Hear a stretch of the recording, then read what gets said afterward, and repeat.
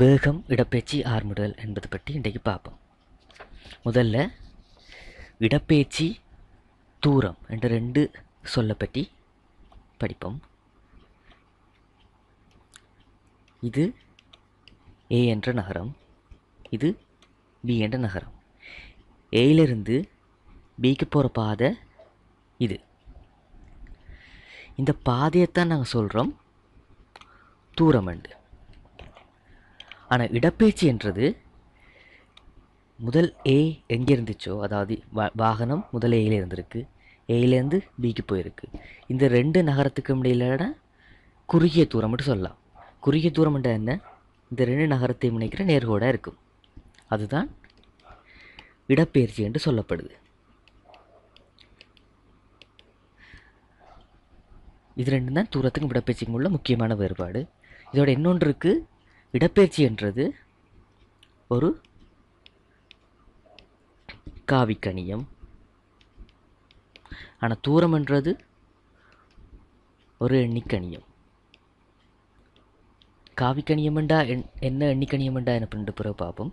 காவிக்கணியமெண்டா பொதுவாக திசை இருக்கிறது காவிக்கணியம், திசை இல்லாமல் பெறுமதி மட்டும் இருந்தால் அது எண்ணிக்கணியம். தூரத்துக்கு திசை இல்லை, பெறுமதி மட்டும். ஆனால் இடப்பெயர்ச்சிக்கு பெறுமதியும் இருக்குது, திசையும் இருக்குது. இப்போ உதாரணமாக இந்த பாதையில் ஏலேருந்து பிக்கு இந்த பாதையின் வழியே போகிறதுக்கு எடுத்த நேரம், இப்போ எடுத்த தூரம் 10 மீட்டர்னு சொல்லுவோம். இந்த கோடு 5 மீட்டர்னு சொல்லுவோம். அப்போ ஏயிலேருந்து பிக்குரிய தூரம் 10 மீட்டராக இருக்கும். இது ஏயிலேருந்து பிக்குரிய தூரமும் 10 மீட்டர் தான், பியிலேருந்து ஏக்குரிய தூரமும் 10 மீட்டர் தான். ஆனால் இடப்பெயர்ச்சி என்று வரக்க ஏயிலிருந்து பிக்குரிய இடப்பெயர்ச்சி 5 மீட்டராக இருக்கும். ஆனால் பியிலேருந்து ஏக்குரிய இடப்பெயர்ச்சி -5 மீட்டராக இருக்கும். ஏன்?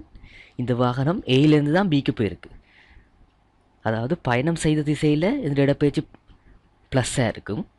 இது பியிலேருந்து ஏண்டா நாங்கள் இந்த அம்புக்குறி திசையில் போயிருக்கிறோம், ஆனால் கருதுகிறோம் இங்கேருந்து இந்த அம்புக்குறி திசையில்.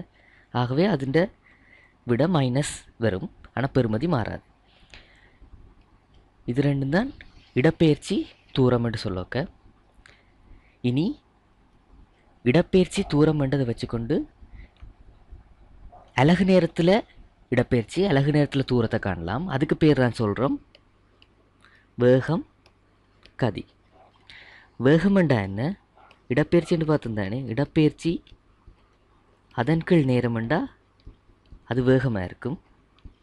கதியண்டா தூரத்தின்கீழ் நேரமாக இருக்கும்.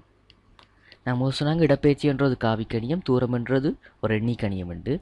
அதால் வேகமும் காவிக்கணியம், கதி எண்ணிக்கணியமாக இருக்கும். இந்த அலகு இடப்பெயர்ச்சிக்கு மீட்டர், நேரத்துக்கு செகண்ட். கதிக்கும் தூரத்துக்கு மீட்டர், நேரத்துக்கு செகண்ட். ரெண்டு அலகும் சமன். அதே மாதிரி முதல் சொன்ன மாதிரி இடப்பெயர்ச்சிக்கும் தூரத்துக்கும் மாதிரி இதுக்கு ஒரே பெறுமதி வரலாம், ஆனால் திசையில் வேறுபாடு இருக்குது.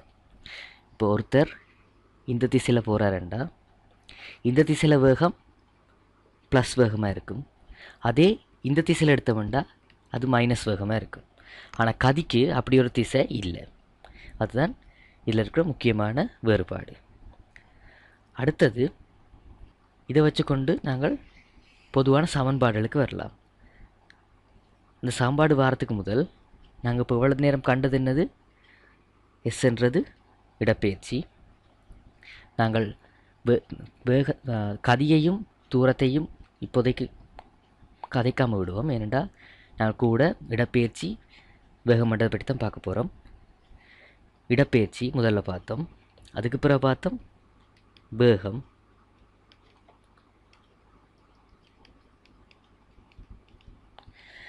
இடப்பெயர்ச்சிக்கும் வேகத்துக்கும் என்ன சம்பந்தம்? இடப்பெயர்ச்சியின் கீழ் நேரம்தான் வேகம். அடுத்தது ஆர்முடுகள். ஆர்முடுகள் என்றா என்ன? வேகமாற்ற வீதம் ஆர்முடுகள். வேகமாற்ற வீதம் என்றா என்ன?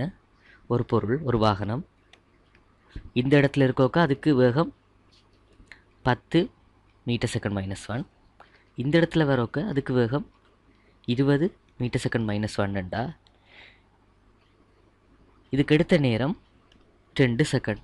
என்றா இதன் ஆர்முடுகள் ஆரம்ப வேகம் அதாவது 20, அதிலிருந்து மன்னிக்கணும், இறுதி வேகம் 20, அதிலிருந்து ஆரம்ப வேகம் 10 கழிச்சு அதுக்கடுத்த நேரம் 2, அதாவது பிரிச்சமெண்டா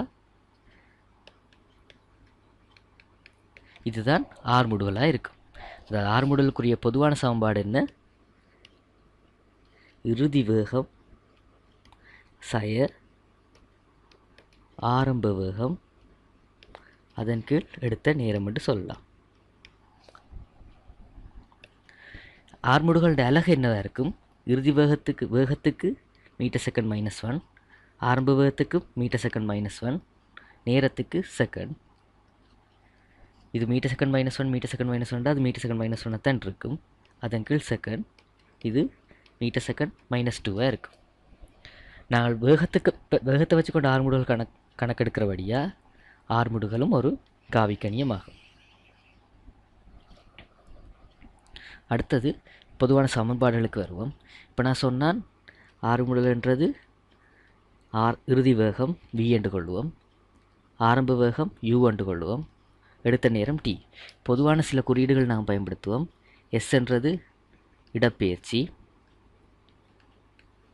t என்றது நேரம், a என்றது ஆர்முடுகள், v என்றா இறுதி வேகம், u என்றது ஆரம்ப வேகம். இப்போ இதுதான் நாங்கள் இப்போ எடுத்த சமன்பாடு. நீ இதை எழுவாய் மாற்றம் செய்வோம். இறுதி வேகம் முன்னுக்கு வர மாதிரி என்னதான் வரும்? u சக at என்று வரும். இதுதான் முதலாவது சமன்பாடு. நாங்கள் வேகங்கள் கதிகளை பற்றி கதைக்கோங்க. அடுத்தது இன்னொரு சமன்பாடு இடப்பெயர்ச்சியோட சம்மந்தப்படுத்துது. இடப்பெயர்ச்சி என்னடி இதுக்கு சம்மந்தப்படுத்திலும்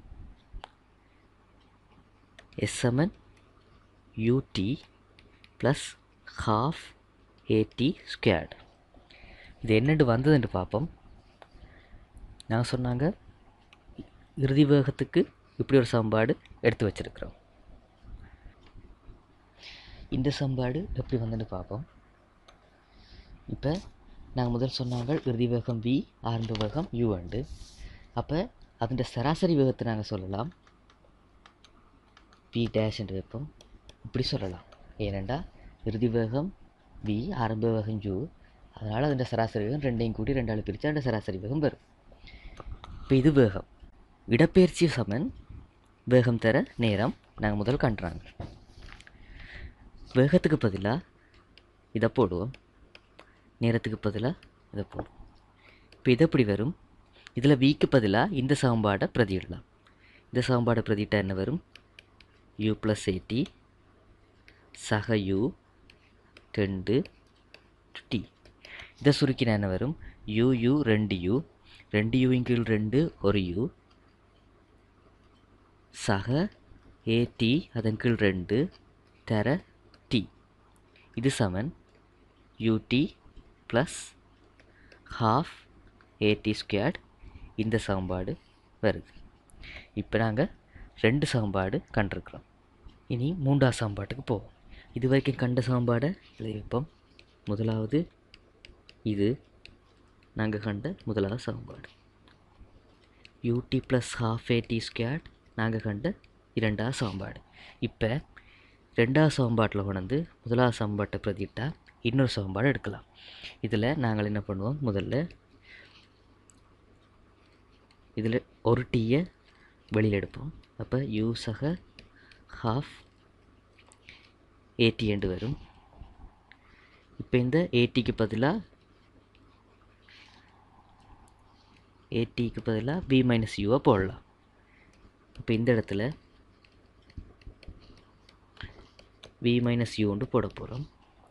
இந்த டீக்கு பதிலாக இதில் இந்த எழுவாய் மாற்றம் செஞ்சு டி என்ன வரும்? p சய யூவின் கீழ் a என்று வரும். அதை இங்கே போட போதும். இதை சுருக்கினா p சய யூவின் கீழ் a தர u சய யூவின் கீழ் 2, அப்போ யூவின் கீழ் 2 சக வியின் கீழ் 2 இப்படி எழுதலாம். இங்கே ஒரு யூ இருக்குது, அரை யூ கழிச்சா யூவின் கீழ் 2 சக வியின் கீழ் 2. இப்போ இதை மாற்றி வி சக யூ ஒன்று எழுதுவோம் இலவுக்காண்டி. இப்போ இது a minus B a plus B வடிவத்தில் இருக்குது. அப்போ இது என்னென்னு எழுதலாம்? வி வர்க்கம் சய யூ வர்க்கம் என்று எழுதலாம். கீழே 2a சமன் எஸ்ஸுக்கு சமன். இப்போ இதில் வி வர்க்கத்தை நாங்கள் வலுவை மாட்டம் செஞ்ச வேண்டாம், இது குறுக்க பெருக்கப்படும், யூ வர்க்கம் இங்கால வரும். இப்போ யூ வர்க்கம் மைனஸ் இங்கால வர ப்ளஸ் ஆகி சக 2as. இது நாங்கள் காண்ற 3வது சமன்பாடு. இப்போ நாங்கள் 3 சமன்பாடு கண்டிருக்கிறோம். v சமன் u ப்ளஸ் at, s சமன் ut plus half at squared, v வர்க்கம் சமன் u வர்க்கம் சக 2as. இந்த 3 சமன்பாட்டையும் வச்சுக்கொண்டு வேகம், இடப்பெயர்ச்சி, ஆர்முடுகள் சம்பந்தமான எந்த ஒரு கணக்கையும் உங்களுக்கு செய்யக்கூடியதாக இருக்கும்.